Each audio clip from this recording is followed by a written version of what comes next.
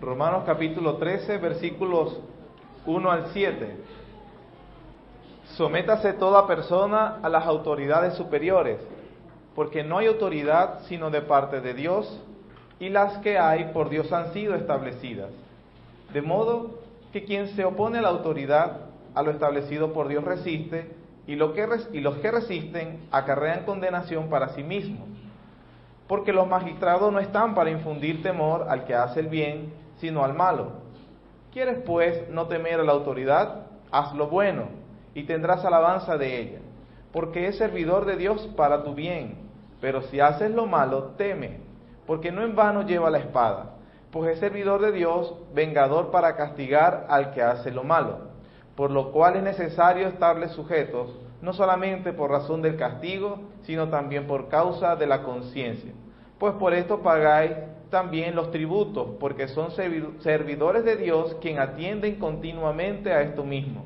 Pagad a todo lo que debéis, al que tributo, tributo, al que impuesto, impuesto, al que respeto, respeto, al que honra, honra.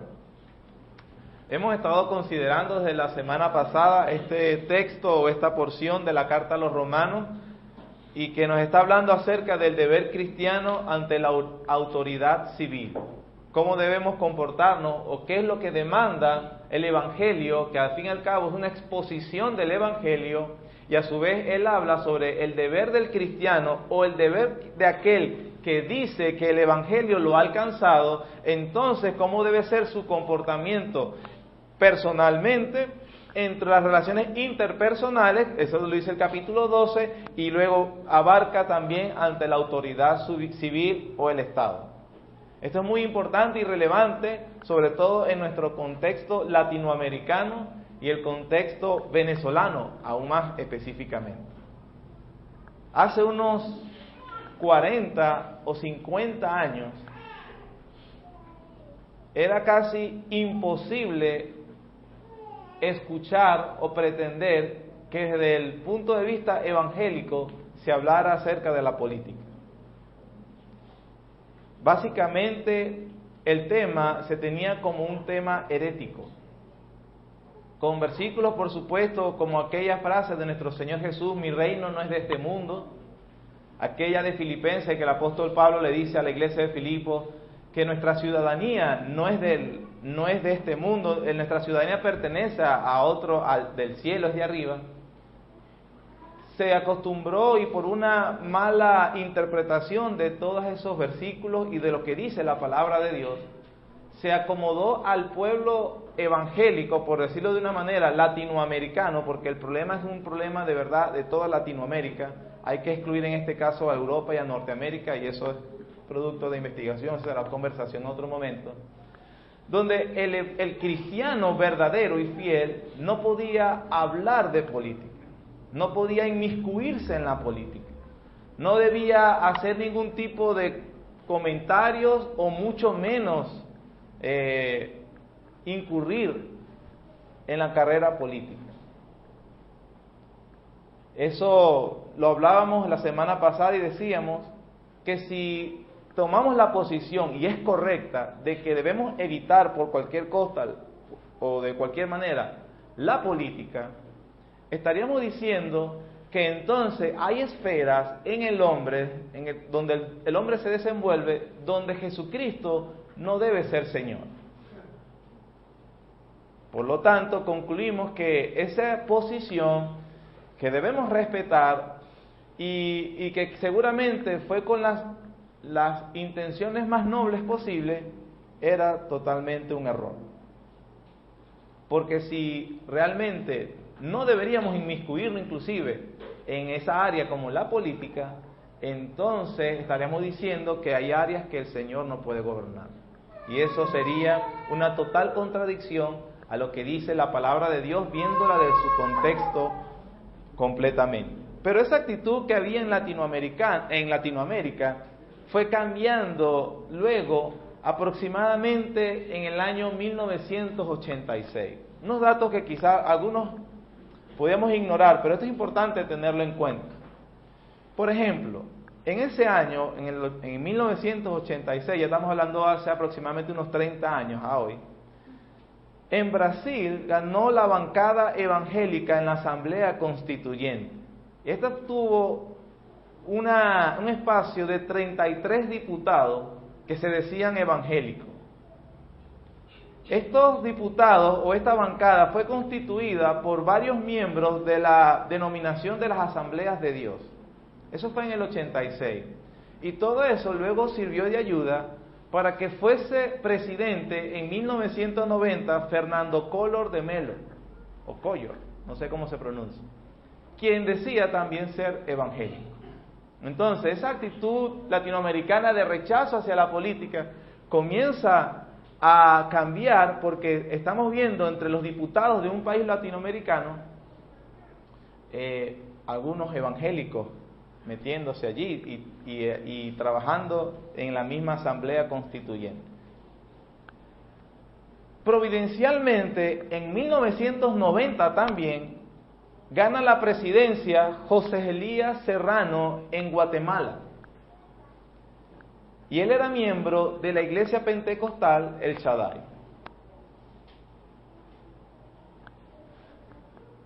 Providencialmente, también en la década de los 90, llega a la presidencia en Perú Alberto Fujimori. Él no era evangélico, pero hizo muchas promesas y su vínculo con la población evangélica, los analistas dicen que inclusive él gana la presidencia por el voto evangélico.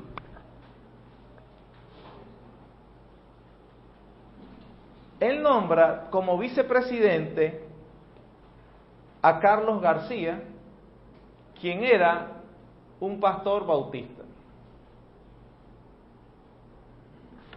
En esa misma década, también en Colombia ganan 2 pastores evangélicos la Asamblea Constituyente y también participan en Colombia. Así que lo que acabamos de hablar sobre la posición casi que herética del cristiano y la política en Latinoamérica, a partir de este tiempo comienza a cambiar. Esto fue llevando a los cristianos en esta zona a reconsiderar sobre si era positivo o no, o era adecuado o no, que los cristianos incurriéramos en la política. Como dato también importante, quien fue presidente, Fernando Collor de Mello, su presidencia duró 2 años y fue acusado por corrupción, abuso de la autoridad y depuesto en apenas 2 años. Jorge Elías Serrano, también de Guatemala, fue acusado por lo mismo. Inclusive huyó del país y tiene 2 órdenes de extradición que no se han cumplido. Y nosotros sabemos, quizás es más conocido el caso de Alberto Fujimori. Al final fue sentenciado con 25 años de prisión por crímenes contra la lesa humanidad. Y eso también constituyó al partido de la bancada evangélica Pro Collor en Brasil, fue acusado de corrupción también. Lo que por un lado comenzó a verse como algo muy positivo, terminó, ya que estaba muy asociado con la población evangélica, y ciertamente los evangélicos comenzaron a ver de alguna manera de que hubiesen presidentes, constituyentes, diputados, que favorecieran al pueblo evangélico y de repente tener algunos privilegios que les fue históricamente negados o dados a la Iglesia de Roma, y que quizás eso podría ser bastante favorable. Algún crédito para autobuses usted sabe, una mensualidad muy baja, alguna concesión de algún terreno para construir un templo bien bonito. Pero todas esas cosas definitivamente ha llevado a los evangélicos a reconsiderar su participación en la política o no. Sin embargo, en esta porción que acabamos de leer, o que estamos estudiando desde el domingo pasado, Pablo nos habla entonces de cuál es el deber del cristiano con la autoridad civil. Y respondiendo inmediatamente, o lo respondimos la semana pasada, decíamos que el cristiano puede e inclusive debe participar en la sociedad. Es un deber, porque es la manera como lleva el reino de los cielos. a experimentarlo en la sociedad donde vive. Pero ¿cómo debe hacerlo? La semana pasada solamente pudimos hablar del principio general, ¿cierto? ¿Y cuál era ese que dice el versículo 1? Sométase toda persona a las autoridades superiores. La actitud principal con el cual el cristiano debe tener hacia la autoridad civil es de sometimiento. Y explicamos de, inclusive, cuando esa autoridad civil parecía favorable, como muchas veces favoreció al apóstol Pablo, pero que también, según el contexto, también debía hacerlo el cristiano cuando esa autoridad no le era favorable. Siempre debía someterse. Antes de continuar, porque yo sé que quizás esto que estoy diciendo hace ruido, o le estará haciendo ruido a los que escucharon la semana pasada, o a alguien que esté escuchando hoy, la Biblia habla del sometimiento a la autoridad y solo expone una excepción. Voy a decir la excepción para que la tengamos bien claro por el resto de la exposición. La única excepción para nosotros no obedecer la autoridad civil es cuando ella nos manda a hacer algo que viola la ley de Dios. Cuando la autoridad civil ejerce esa autoridad que Dios le dio y nos manda a hacer algo que viola la ley de Dios, los principios de la palabra de Dios, es deber cristiano no obedecerlo. Pero esa no obediencia está también va enmarcada en la obediencia a la palabra de Dios. No le es permitido al cristiano oponerse militarmente a la autoridad civil. Ese es principalmente el texto de Romanos 13. No le es permitido al cristiano bajo ninguna circunstancia oponerse militarmente a la autoridad civil. No le es permitido al cristiano dirigirse a la autoridad civil de manera beligerante, retadora, violenta, grosera. Bueno, no le es permitido a ningún cristiano hablar así. Nunca. Con ninguna persona. El vocabulario, la manera de expresarse, de comunicar ideas, debe reflejar a un alma que ha sido redimida por la sangre del Cordero de Dios. Así debe ser nuestro comportamiento siempre, siempre. Pero más allá, en este caso, con respecto a la autoridad civil. Y vimos los ejemplos, pusimos varios ejemplos. Les recomiendo a que puedan escuchar la grabación de la semana pasada, sobre todo con Daniel, que le quisieron obligar a violar la ley de Dios, y él pidió y rogó sabiamente al jefe que no lo obligase, porque él igual iba a ser útil a la autoridad civil en ese momento, y así sucedió. Pero en esta porción que acabamos de leer entonces, después de decirnos nuestro deber a la autoridad civil, nuestro deber general, el apóstol entonces nos da 7 razones para ese mandato. 7 razones que el apóstol nos da aquí para que nosotros cumplamos ese mandato de sometimiento. También, hermanos, de manera indirecta, el apóstol nos está dando, o la palabra del Señor, el Señor nos está enseñando, cuál es el criterio que debemos usar los cristianos para evaluar a una autoridad civil si es correcta o incorrecta. ¿Qué es lo que me quiero explicar? Dijimos que la autoridad civil o el Estado en la historia de la humanidad ha existido de diferentes maneras: monarquías, dictaduras y democracia. Y que el sometimiento a la autoridad, eso lo vimos la semana pasada, era indiferente a cualquiera de las formas de gobierno que tuviéramos. Ese siempre debe haber sometimiento. Ahora, necesitamos dar una respuesta bíblica, aplicar el principio, por ejemplo, en este siglo, en esta época que nos toca vivir, porque vivimos en una época o en una sociedad democrática. Eso es algo que no tenía el apóstol Pablo, ni tuvieron los apóstoles, ni en el primer siglo, ya que ellos estaban gobernados por un imperio. No se les preguntó nada. En nuestra era, nos es como cristianos nos ha permitido el Señor tener un privilegio donde, por ejemplo, podemos ir a votar y en la sociedad donde vivimos elegimos al candidato que mejor nos parece que fuera nuestra autoridad.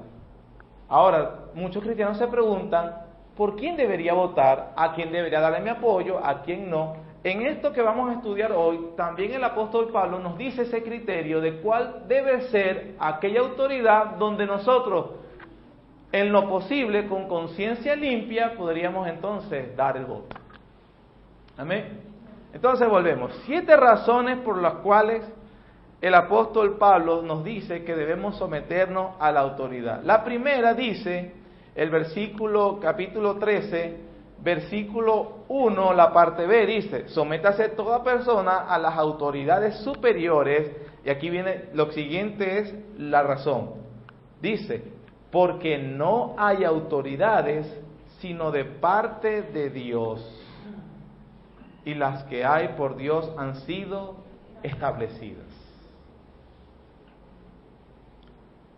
Es muy común ver la posición de que las personas o los cristianos o las sociedades deben someterse a la autoridad civil, porque esa autoridad civil es legítima porque tiene la aprobación de los gobernados, o porque ellos cumplen la voluntad de la mayoría, o como dicen quizás los historiadores más clásicos, porque hay un pacto social imaginario allá cuando las sociedades comenzaron a organizarse, entonces prefirieron darle el poder a alguien, aquel contrato social, y de allí viene la idea del Estado. Aunque todas esas teorías, ninguna está demostrada, es simplemente la especulación de los hombres que quieren rechazar la palabra de Dios, la Escritura sí nos enseña de dónde reside la autoridad civil, de dónde es la fuente de esa autoridad. La palabra de Dios enseña que Dios tiene poder, dominio sobre todo, en el cielo, en la tierra, en Satanás, en las huestes angelicales, en los demonios. Todo, hermano, está sujeto al Creador. Dios tiene control absoluto sobre todo el universo. Esto es un hecho sin excepciones y sin límites. La autoridad del Estado tiene su fuente en Dios. Daniel capítulo 4. No pierda Romanos 13, ese es nuestro texto base. Pero este punto que el apóstol Pablo está diciendo aquí es muy probable, yo estoy simplemente infiriendo, que Pablo tiene en mente estos versículos. Daniel capítulo 4, versículo 29. Dice, versículos 29 hasta el 32. Al cabo de 12 meses, paseando en el palacio real de Babilonia, habló el rey y dijo, ¿no es esta la gran Babilonia que yo edifiqué para casa real con la fuerza de mi poder y para gloria de mi majestad? Aún estaba la palabra en la boca del rey, cuando vino una voz del cielo, a ti se te dice, rey Nabucodonosor, el reino ha sido quitado de ti, y de entre los hombres te arrojarán, y con las bestias del campo será tu habitación, y como a los bueyes te apacentarán, y 7 tiempos pasarán sobre ti, hasta que reconozcas que el Altísimo tiene el dominio en el reino de los hombres, y los da a quién, hermano, a quien Él quiere. Este es un Nabucodonosor, ¿saben? Se creía prácticamente un Dios en la tierra, y Dios le dice, no, yo soy el Altísimo. Y hermano, esto es interesante que los cristianos venezolanos lo tengamos bien presente. Dios lo da a quien Él quiere.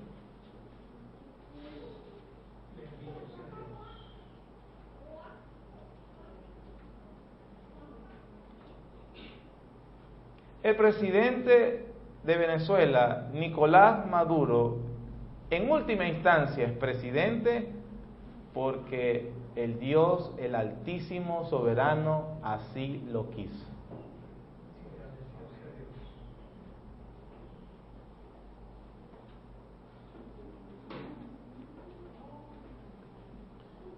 Mismo capítulo 4, versículo 34.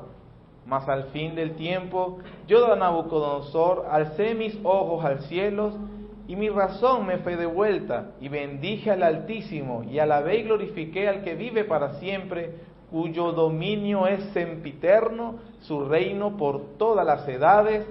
Todos los habitantes de la tierra son considerados como nada, y Él hace según su voluntad en el ejército del cielo, en los habitantes de la tierra, y no hay quien detenga su mano y le diga, ¿qué haces? Este es un fundamento importantísimo que nosotros debemos entender. Quiera Dios que se selle en nuestro corazón. Sométase toda persona a las autoridades superiores, en primer lugar la razón, porque no hay autoridad sino de parte de Dios, y las que hay por Dios han sido establecidas. Y hermanos, la autoridad civil existe por decreto divino y forma parte del gobierno de Dios sobre la sociedad. Y el gobierno que hay hoy en Venezuela forma parte en el decreto divino del gobierno de Dios sobre nuestro país. Eso debe ser entendido por los cristianos así. La segunda razón que Pablo nos da está en el versículo 2, parte A. De modo que quien se opone a la autoridad, a lo establecido por Dios, resiste. Entonces, esta es una consecuencia lógica y natural del principio enunciado en la primera parte. Los que se oponen, a la final, cuando habla de oponerse, la traducción, según algunos teólogos, es una oposición militar. Oponerse beligerantemente a la autoridad establecida, en última instancia, esa persona se está oponiendo a Dios mismo. Yo no estoy diciendo que el Estado, el gobierno es Dios, que el Señor me libre de decir una herejía como tal. Yo estoy diciendo lo que estoy diciendo. Su autoridad viene de parte de Dios y Él lo ha establecido así. Y que oponerse a una autoridad militarmente es resistir y oponerse a Dios, a su providencia y a su soberanía. Esto es cristianismo, hermano.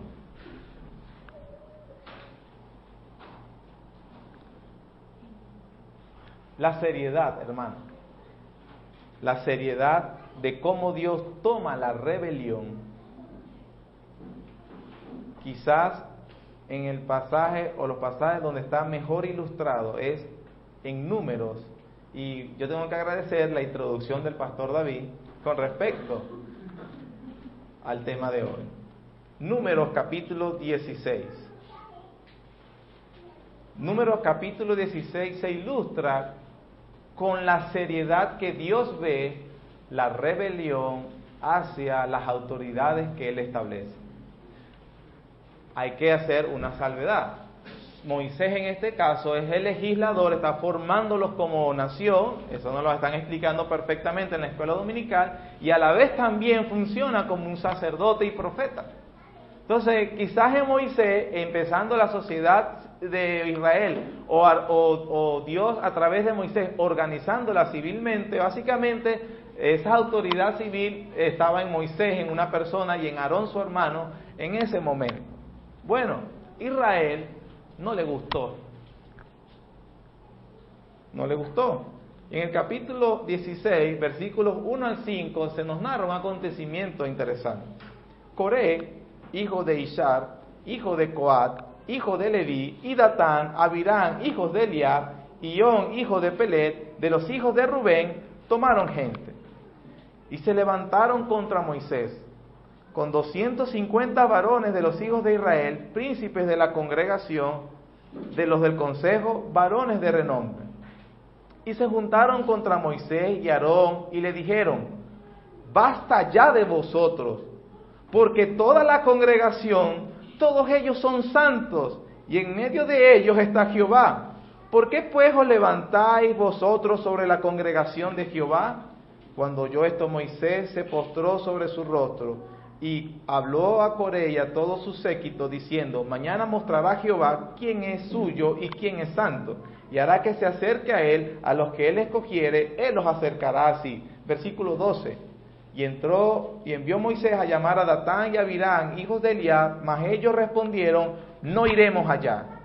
Versículo 13. Es poco que nos hayas hecho venir de una tierra que destila leche y miel para hacernos morir en el desierto, sino que también te enseñorees de nosotros imperiosamente.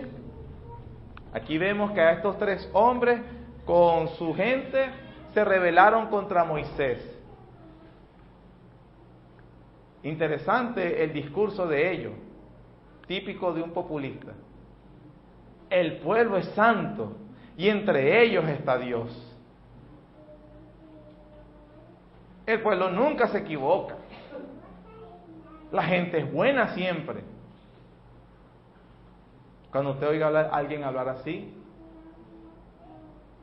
eso es del diablo. Porque eso no es lo que dice Dios. Noten. ¿Hasta cuándo se imponen? ¿Y quién les dijo a ustedes que eran los que nos gobernarían?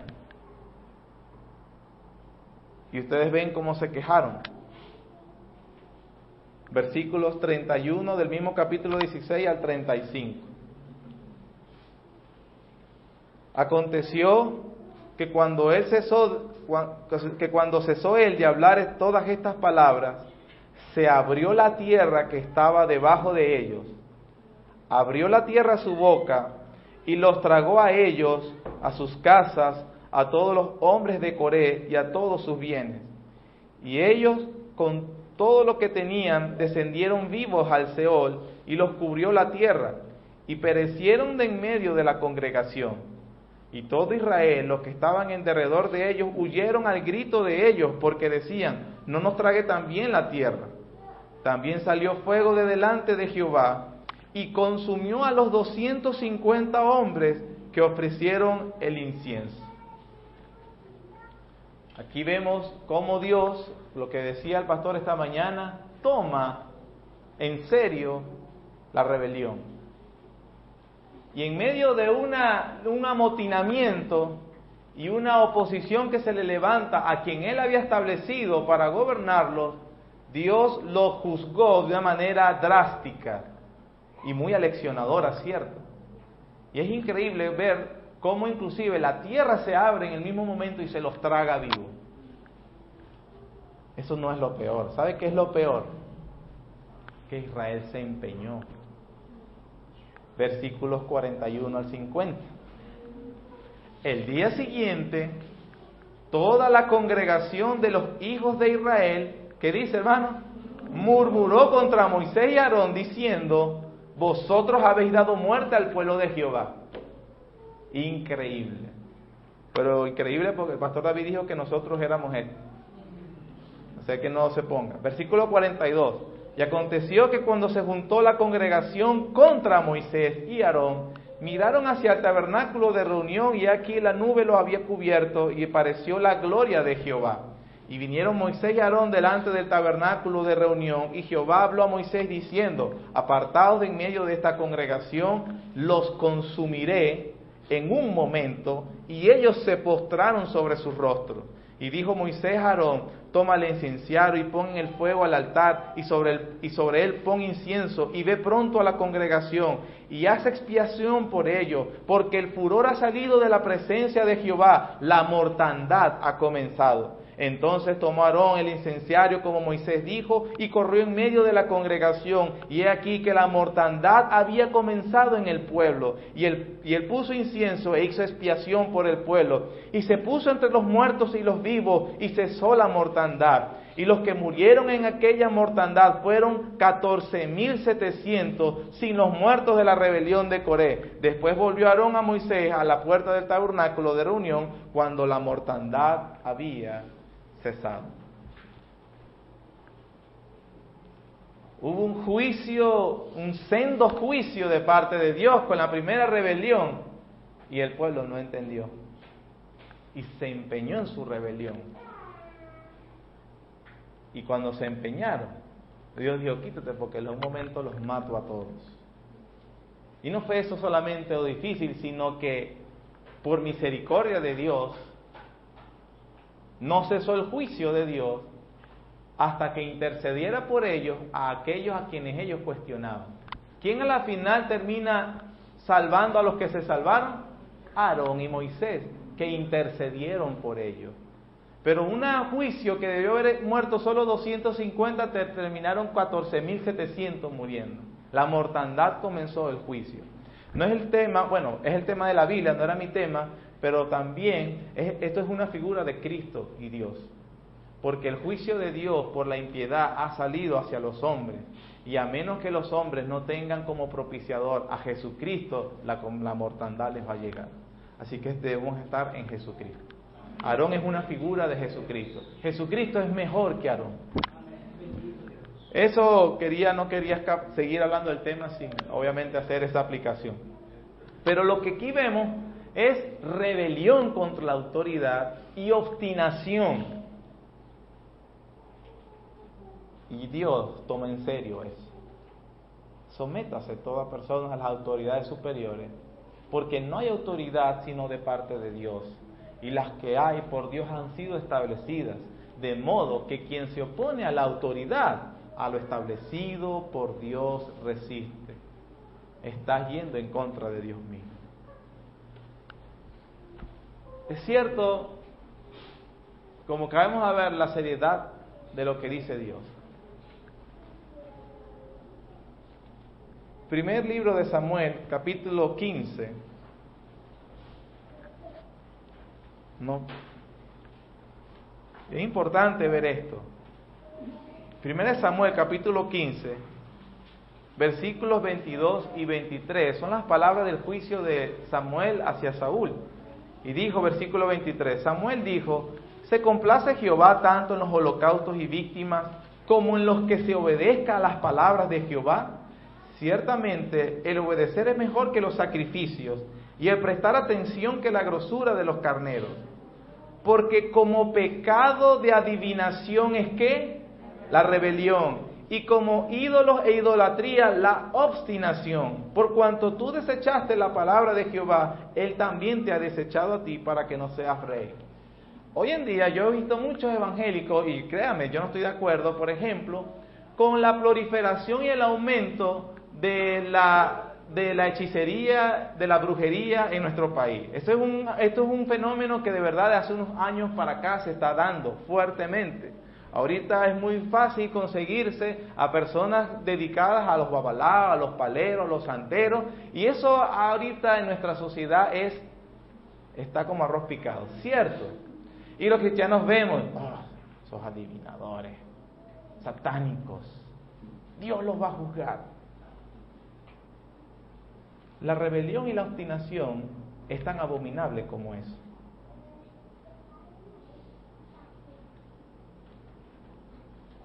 Voy a extender el principio, hermano. Cuando nuestros hijos tengan actitudes de rebelión y obstinación, no se rían. Disciplínenlos. Le estás haciendo un bien a su alma. No lo justifiques. No diga, se acaba de despertar. Es que no ha dormido. Es que hay mucho frío.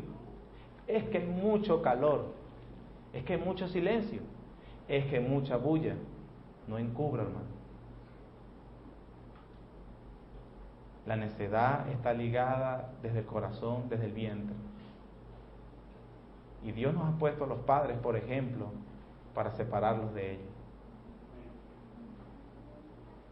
La rebelión y la obstinación son abominaciones delante de Dios, que todo cristiano debe evitar. Y sobre todo en la crianza de nuestros hijos, también. Tengamos cuidado, porque no es algo ligero, es peligroso. Dios ejecutó a un pueblo por eso.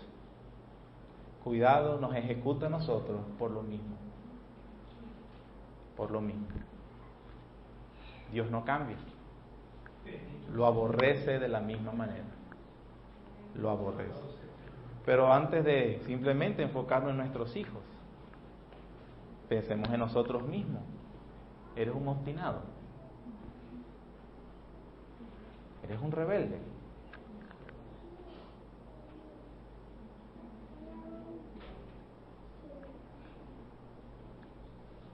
Por la misericordia de Dios no ha sido consumido. Pero la Biblia dice, no en vano lleva la espada y es servidor de Dios para ejecutar su venganza. Has violado la ley de Dios. Dios no tiene por inocente al culpable. Ten cuidado con un corazón obstinado. Ten mucho cuidado con un corazón rebelde hacia cualquiera que sea la esfera de la autoridad donde Dios te ha puesto.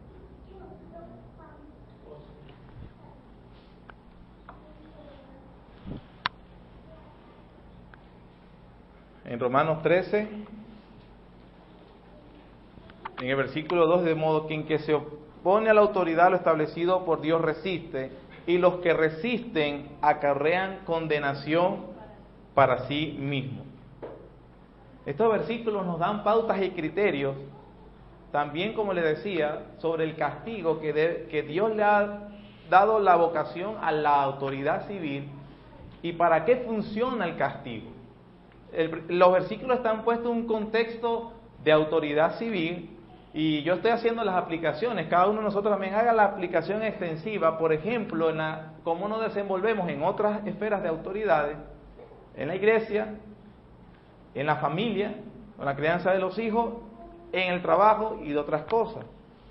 Pero es muy importante que la ilustración más gráfica y más contundente que podemos ver en las Escrituras fue cuando el Señor fue arrestado y Pedro sacó la espada para defender su integridad física, la del Señor, y él lanzó a matar a los soldados que querían atrapar al Señor Jesús. Jesús lo detuvo y le dijo: Pedro, no es así, porque si matas a espada, ellos van a venir a matarte a espada, y eso está bien, yo no te voy a defender. Dios le dio el poder al Estado para que haga eso. Y ahorita vamos a hablar algunas cosas. Un patrón para los gobiernos actuales, para que también el cristiano sepa cómo debe evaluar la autoridad civil, es acerca de cómo ellos cumplen su vocación de parte de Dios para infligir castigo. Y el mejor patrón para eso es la ley del Antiguo Testamento. Es la ley del Antiguo Testamento. Sin perder Romanos 13, y vamos a ver varios versículos del Deuteronomio, habían varios objetivos que se buscaban para infligir el castigo por medio de la autoridad civil. Las siguientes citas que vamos a ver son aquellas que Dios le puso al pueblo de Israel como teocracia para que los jueces, aquellos que iban a hacer la función de autoridad civil, lo cumplieran en el pueblo. Entonces, en primer lugar, vamos a Deuteronomio capítulo 19, téngalo ahí en su mano, Deuteronomio capítulo 19. En primer lugar, el objetivo que tenía el castigo era ser administrado como una cuestión de justicia, de hacer retribución adecuada por un crimen o un mal cometido. El castigo debía ser infligido para hacer justicia, hacer retribución de un crimen o un mal que se había cometido. Deuteronomio capítulo 19.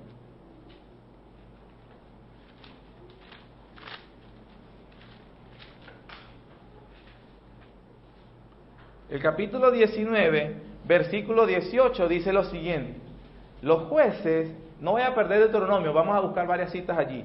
Dice, versículo 18 del capítulo 19, y los jueces inquirirán bien, y si aquel testigo resultare falso y hubiere acusado falsamente a su hermano, entonces haréis a él como él pensó hacerle a su hermano, y quitarás el mal de en medio de ti.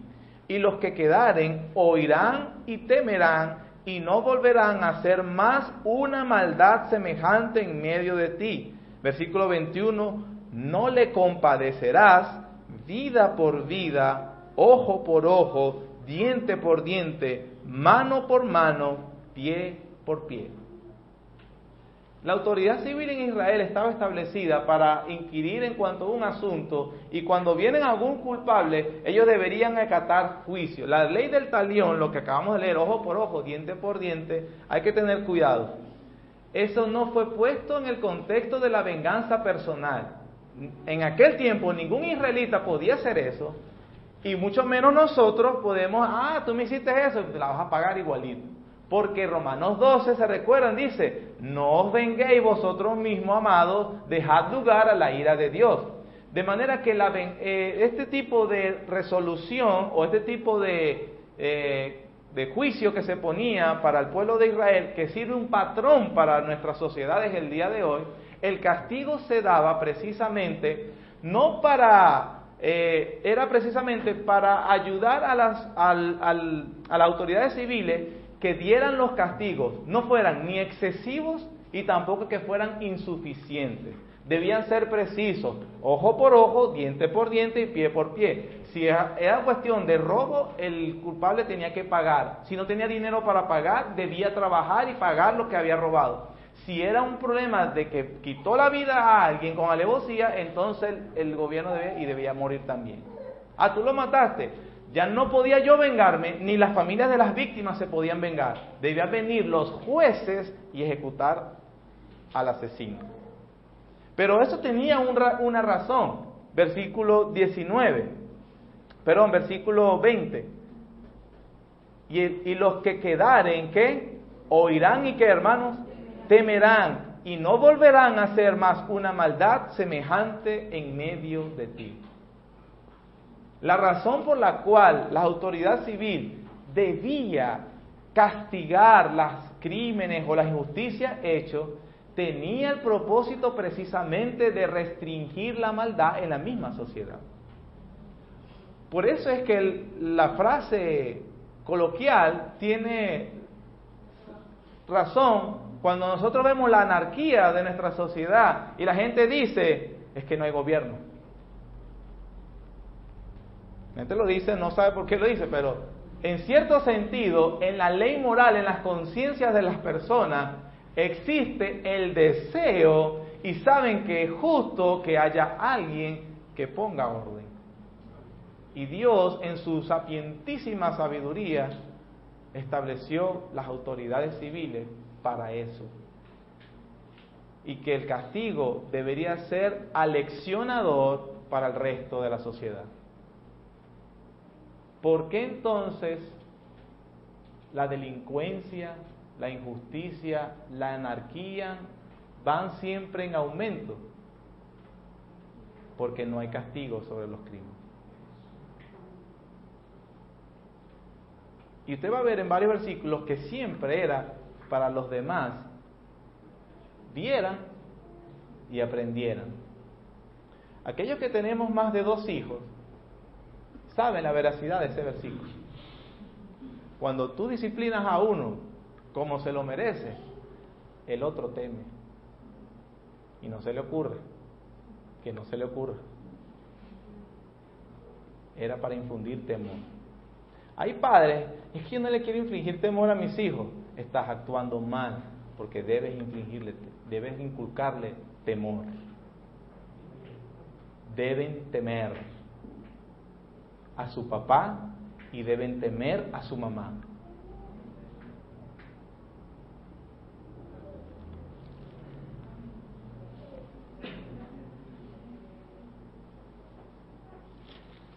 En primer lugar, como dije, para que restringir la maldad en cuestión de justicia. Tenía como propósito también detener la delincuencia general y desalentar a la persona culpable de volver a cometer el crimen. También, hermano, estaba establecido para que no hubiese preferencia. No importa que tenga mucho dinero, no importa que haya sido un gobernador tuyo, No importa que sea tu hijo, no importa que sea tu esposo, tu esposa, debe haber justicia. Eso fue lo que precisamente les enseñó en la misma Deuteronomio, capítulo 13. Vean lo que dice, capítulo 13, versículos 6 al 11. Si te incitare tu hermano, hijo de tu madre, o tu hijo, tu hija, tu mujer, tu amigo íntimo, diciendo en secreto, vamos y sirvamos a dioses ajenos que ni tú ni tus padres conociste, y de los dioses de los pueblos que están en vuestros alrededores, cerca de ti o lejos de ti, desde un extremo de la tierra hasta el otro extremo de ella, no consentirás con él, ni le prestarás oído, ni tu ojo le compadecerá, ni le tendrás misericordia, ni lo encubrirás, sino que lo matarás. Tu mano se alzará primero sobre él para matarle, y después la mano de todo el pueblo.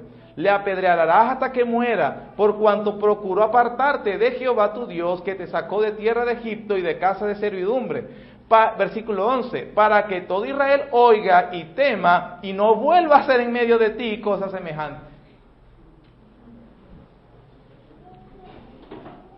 ¿Usted se imagina esa sociedad? ¿Y por qué lo vamos a matar? Porque me incitó a abandonar la iglesia. ¿No quiere ir para la iglesia? ¿No quiere ir para el culto mañana? No. ¿A qué hora es? Da risa, hermano, pero la verdad.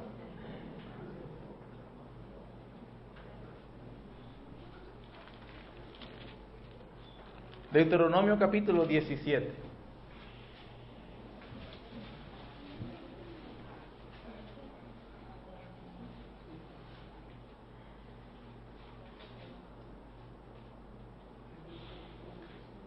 Versículo 11. Según la ley que te enseñen y según el juicio que te digan, harás. No te apartarás ni a diestra ni a siniestra de la sentencia que te declaren.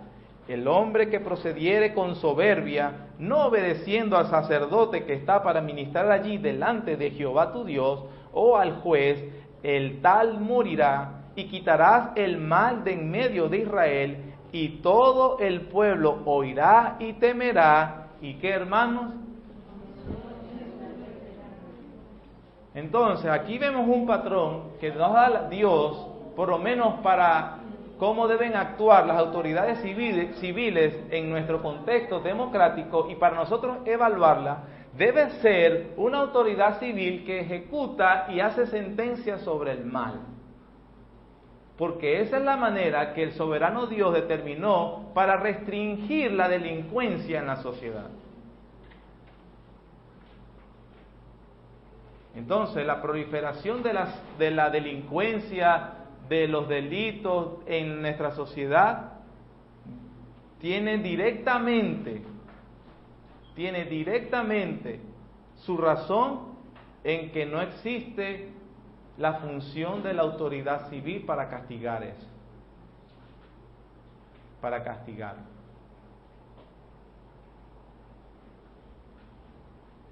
En segundo lugar, ya vimos el primero, el segundo, y en tercer lugar, el castigo debía hacerse sin demora. Se atrapaban en la fechoría o se demostraba la fechoría, sentencia, de una vez ejecútenlo. Eclesiastés capítulo 8, versículo 11. Eclesiastés capítulo 8, versículo 11. Dice, por cuanto no se ejecuta luego sentencia sobre la mala obra, el corazón de los hijos de los hombres está en ellos dispuestos para que, hermanos, y Eclesiastés te da la razón, porque no se ejecuta, no se hace justicia inmediatamente. Esta es la razón, aunque según tengo entendido, ese principio está en nuestras leyes de la Constitución y la cuestión penal, de que una vez que haya sentencia se debe hacer sobre el acusado, se debe aplicar la sentencia, pero todos sabemos que eso no se toma en cuenta. La persona dura 2, 3, 4, 5 años y no hay sentencia sobre el caso. No, que estoy esperando audiencia. ¿Qué tiene como resultado eso? proliferación de la maldad. Proliferación de la maldad. Este es un dato que a muchos no les va a gustar, pero es verdadero y hay que ser honestos. Es interesante, hermano, que en las sociedades comunistas como China, Cuba y en países musulmanes, en comparación a las sociedades democráticas, los crímenes de robo, delincuencia o asesinatos, en comparación, son casi nulos. Porque en estas sociedades ejecutan a los malos. Estas sociedades, estas autoridades, se autodenominan ateos. Y Dios respalda su palabra, pero como cumplen la vocación por la cual Dios lo estableció, ese tipo de delitos, de delincuencia, a veces son casi inexistentes, por más que nos duela.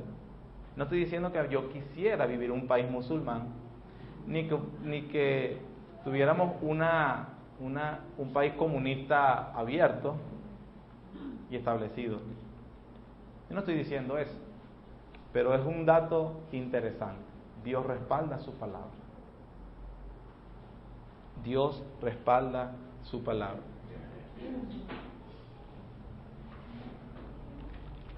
Dice Romanos capítulo 13, versículo 2, de modo que quien se opone a la autoridad, a lo establecido por Dios resiste, y los que resisten acarrea condenación para sí mismos. Versículo 3, porque los magistrados no están para infundir temor al que hace el bien, sino al malo. ¿Quieres pues no temer a la autoridad? Haz lo bueno y tendrás alabanza de ella, porque es servidor de Dios para tu bien. Pero si haces lo malo, teme, porque no en vano que lleva la espada, pues es servidor de Dios, vengador para castigar al que hace lo malo, por lo cual es necesario estarle sujetos. Otro criterio. Con esto la palabra de Dios y el resto de las escrituras nos enseña, hermano, que una autoridad civil que quiera imponer la pena capital se está acercando más al modelo bíblico y a la vocación para la cual fue instituida. Las sociedades modernas y el criterio moderno secularista dice que no, eso no reforma al criminal, eso no ayuda a la sociedad, debemos ayudarlo. Y usted puede ver en las leyes de muchos países, incluyendo el nuestro, un sinnúmero de beneficios que hay para los asesinos. Una preocupación antibíblica por el asesino y una despreocupación antibíblica por los buenos, por lo justo, quiero decir, ante la ley.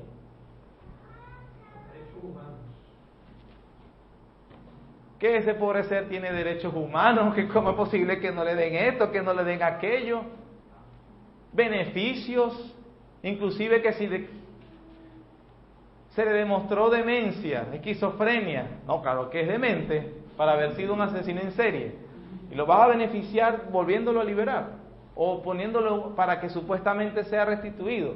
Ojo, nosotros no tenemos por qué ejecutar al criminal, eso está prohibido por Dios de una manera personal, pero para eso Dios dotó de espada al Estado para que sí lo haga.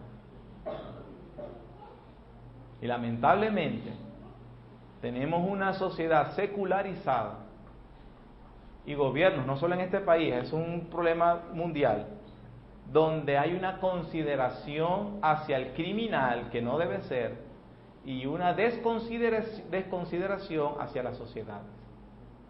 La pena capital es una ley establecida por Dios. Quien tiene la responsabilidad de ejecutar ese juicio es la autoridad civil. Así que a la hora de que usted tenga la oportunidad de dar un apoyo o no apoyo a una autoridad, evalúe cuáles son sus políticas en cuanto a la delincuencia, en cuanto a la rebeldía y a la obstinación, para poder tener una sociedad como dice la Biblia. La pena capital fue instituida por Dios mismo en Génesis capítulo 9, versículo 6, después que destruye a todo el mundo, y Él le dice, los hombres que maten, esos deben morir. Eso lo vemos también en la ley mosaica, que lo confirmó en Números 35, versículo 33. Inclusive en la cautividad de Israel, usted puede leer Ezequiel capítulo 7, versículo 23 al 27, hermano. Y dice que una de las razones, entre tantas, por las cuales Dios les trajo los babilónicos, fue porque había sangre inocente que ellos no vengaban.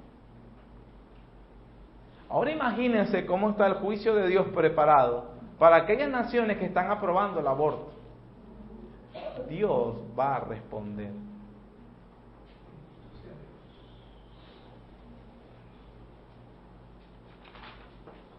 Para terminar, hemos estado hablando entonces del principio de someternos a la autoridad civil, bajo cualquier circunstancia que éste sea.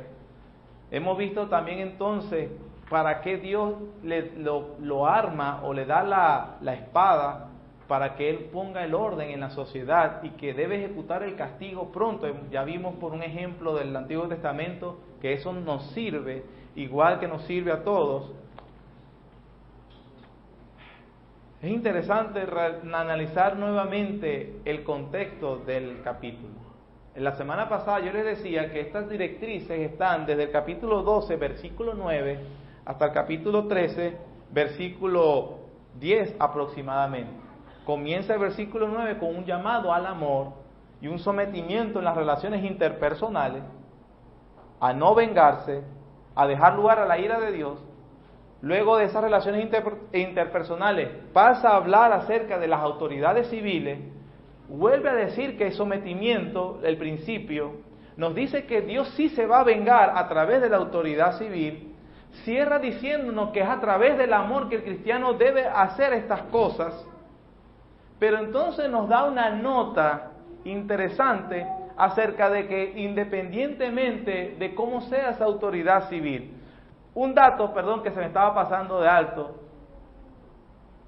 antes de llegar a la conclusión. No es la primera vez que Pablo en la carta usa el término de espada. Él lo ha dicho ya antes en Romanos capítulo 8, vamos a buscarlo rapidito. En Romanos capítulo 8, Pablo viene y dice, versículo 35, ¿quién nos separará del amor de Cristo? ¿Tribulación o angustia, o persecución o hambre, o desnudez o peligro, o espada? Usted tiene que hacer, hermano, un esfuerzo muy grande que ningún exégeta experimentado ha hecho o ha podido para demostrar y concluir que la espada de Romanos 8 no es la misma espada de Romanos 13. Para Pablo, quien está diciendo que debemos someternos a la autoridad y que Dios le dio la espada, también ya ha considerado que esa autoridad a esa iglesia en ese momento la estaba utilizando la espada para, en vez de protegerlos y promover el bien, los estaba más bien haciendo persecución. Y ahí él le dice, igual, no nos separarán del amor de Cristo. En el capítulo 13, al final, comenzando con la exhortación a someterse a la autoridad superior, él concluye apropiadamente con una referencia, hermanos, al momento escatológico.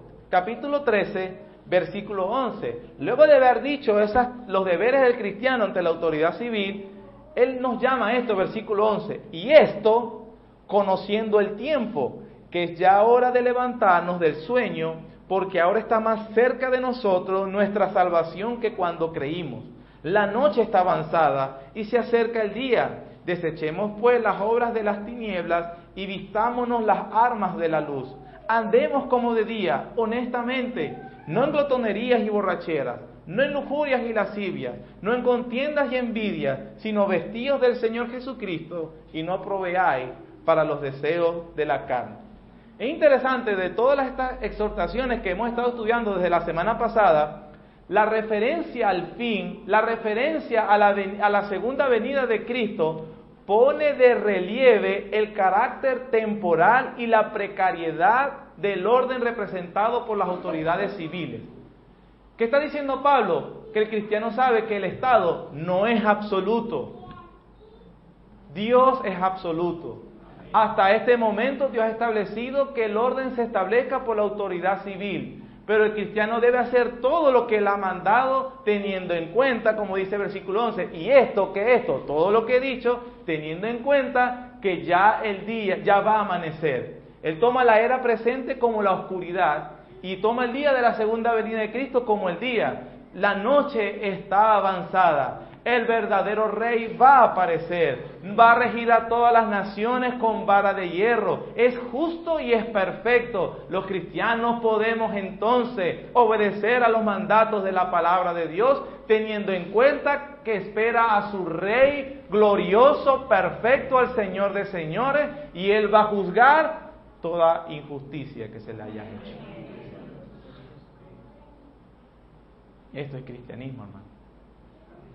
En medio de la política, tiene en cuenta la segunda venida de Cristo. Eso es lo que dice Pablo.